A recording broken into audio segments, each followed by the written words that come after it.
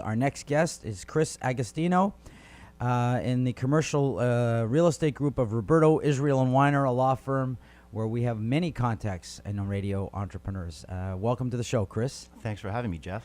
Chris, you wanted to talk about a specific aspect of commercial of real estate development, and that is the 40B, correct? Yes.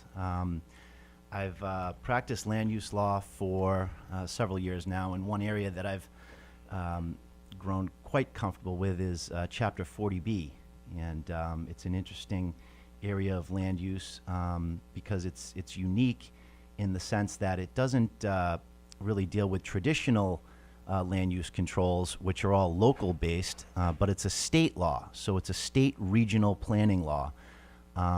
And generally when people think about zoning, they think about local laws, local zoning, Board of Health regulations, Conservation Commission regulations, but this is a state law that comes in and alters those local regulations in many ways. The history of 40B basically relates to the fact that in Massachusetts we have home rule, and because of the home rule amendment, cities and towns are able to pass their own local zoning controls. And as a result, each individual city and town has their own set of rules. And in order to develop in a particular city or town, you have to know those rules and comply with them. There's 351 cities and towns in Massachusetts, so at any given time you have to know 351 different regulatory schemes. What has happened as a result is these local agencies have increased their control over development. And as a result, you get this exclusionary effect.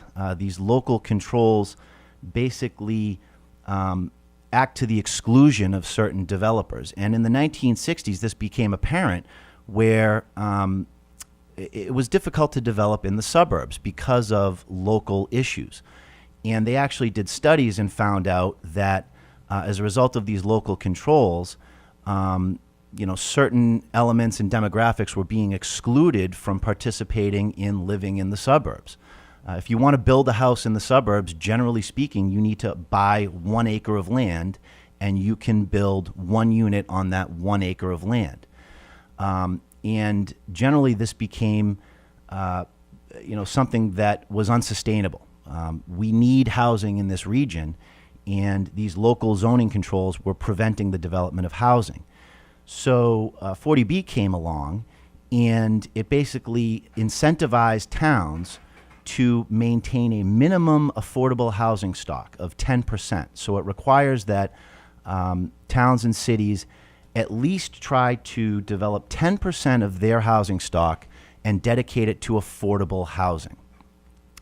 And if you don't offer 10% of your housing stock to affordable housing, then 40B allows qualified developers proposing qualified projects to basically come in and override local zoning controls. So whereas before it required 1 acre of land to build 1 unit of housing, if you're a qualified developer proposing a qualified project, and yes, the regulations under 40B are very complex, and that's where I come in to describe how to navigate that, but if you're qualified, then you can bypass the local zoning control and say build 8 units on 1 acre, so long as you comply with state and federal regulations.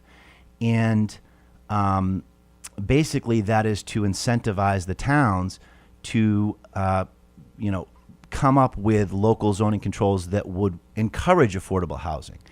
And if you deny a qualified project being proposed by a qualified developer as a municipality, if you deny it, you have to meet a very high burden of proof in order for that denial to be upheld.